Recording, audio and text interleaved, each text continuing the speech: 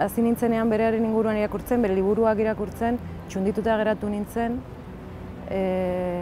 Txikitatik ezagutzen nuen, baina ez nuen berata ezer, ez nekien ezer.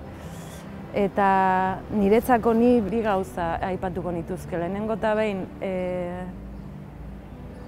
lanarekiko zuen ardura, nik uste bere lana asko maite zuela, oso kontzienta ezala bere